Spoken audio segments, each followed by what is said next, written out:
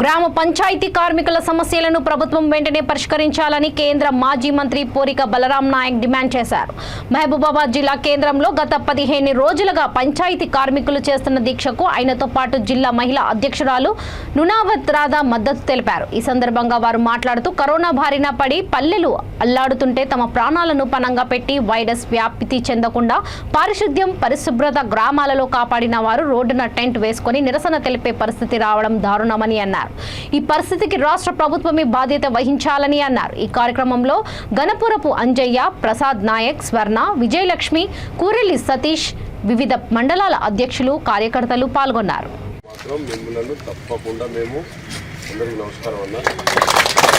తప్పకుండా మీకు అండదండగా ఉంటాం. కాంగ్రెస్ పార్టీ ఆ రోజు నుంచి స్వతంత్రం వచ్చిన నుంచి ఇప్పటి వరకు కూడా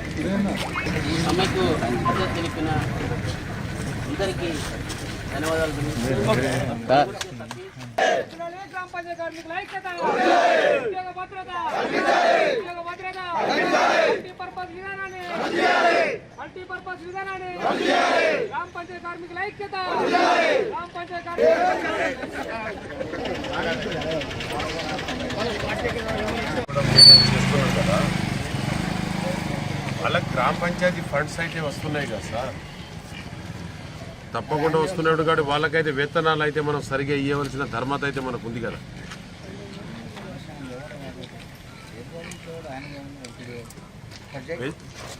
చేస్తే ఎందుకంటే దయచేసి మీరు కూడా మన ప్రజాస్వామ్యంలో ఉన్నారు కాబట్టి దయచేసి ఆ పని మాత్రం చేయకండి. వాళ్ళ పోరాటం సాగినండి. వాళ్ళకి ఏ ఎసులుబాటు ఉంటే అట్లా పని చేసుకుంటూ వాళ్ళ జీతాలు అయితే వాళ్ళకి ఇవ్వండి. రేపు మా గవర్నమెంట్ వచ్చినాక వాళ్ళకు మేము వేతనాలు పెంచుతాం, అన్నీ చేస్తాం. ఇప్పుడు ఉన్న గవర్నమెంట్కి మేము వేతనాలు పెంచినా వాళ్ళు పెంచలేదు. ఎన్నికలో ఉంటే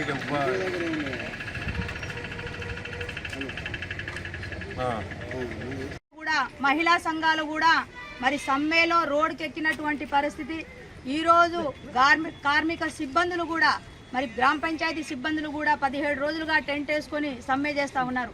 మొన్న ఎమ్మెల్యే గారు అందరినీ పిలిచారట, వాళ్ళ క్యాంప్ ఆఫీస్కి పిలిచేసి మరి ఏం హామీలు ఇచ్చాడో ఏంటో మళ్ళీ వచ్చి మా అన్నలందరూ సమ్మె టెంట్ కట్టుకొని సమ్మె చేస్తూ ఉన్నారు. ఆయన పిలిపించేసి ఆయన నాయకత్వాన్ని బలోపేతం చేయడానికి వీళ్ళందరూ నాకు సపోర్ట్గా ఉన్నారని కేసీఆర్కి ఒక మెసేజ్ చేయడానికి అందరినీ కూర్చోబెట్టి మైక్లో మాట్లాడేసి పంపించినటువంటి ఇక్కడ ఎమ్మెల్యేకు ఉన్నటువంటి పరిస్థితి ఇక్కడ. అదేవిధంగా మరి సమ్మె చేసుకున్నటువంటి వీళ్ళకి ఏమైనా భరోసా ఇచ్చినారంటే ఏం లేదు. మీరు పని చేసుకుంటే వేతనాలు అడగండి అని చెప్పిండనేసి మాకు తెలిసింది. మరి పని చేసుకుంటే 9 నెలలుగా వాళ్ళకు జీతాలే రాలేదు. జీతాలు రాకపోతేనే వాళ్ళు టెంట్ వేసుకొని మాకు జీతాలు సరైన జీతాలు రావట్లేదు, మా జీతాలను పెంచండి.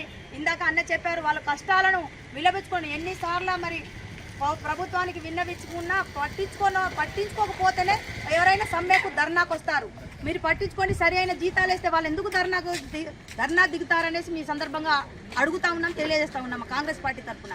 మరి ఇన్ని రోజులు దీక్ష చేసిన కనీసానికి ఓ ఎమ్మెల్యే కానీ, మంత్రి కానీ, ఎంపీ కానీ వాళ్ళకు భరోసా ఇచ్చి మీ సమస్యలను పరిష్కారం చేసే విధంగా కేసీఆర్ దృష్టికి, సీఎం దృష్టికి తీసుకెళ్తాననేసి ఏ నాయకుడు, ఎంపీపీ కానీ, జడ్పీటీసీ కానీ ఎవరు వచ్చి వాళ్ళకు సంఘీభావం తెలిపి ఈ సమస్యకు పరిష్కారం చేస్తానని ఏ ఒక్క టీఆర్ఎస్ నాయకుడు వాళ్ళకు చెప్పి వాళ్ళకు భరోసా ఇచ్చినటువంటి పరిస్థితి మహబూబాబాద్ జిల్లాలో కాదు, రాష్ట్రంలోనే లేదు. మరి కేసీఆర్ గారికి అన్ని సమ్మెలు చేసుకుంటా ఉంటే వేల కోట్ల ఆస్తులకు ఆయన పడగలెత్తిండు. కానీ కార్మికులకు జీతం ఇయ్యలేనటువంటి దుర్మార్గమైన పరిస్థితి ఈ తెలంగాణలో ఎందుకు వచ్చిందనేసి మరి కరోనా కాలంలో వాళ్ళు చేసినటువంటి కష్టం అంతా ఇంత కాదు.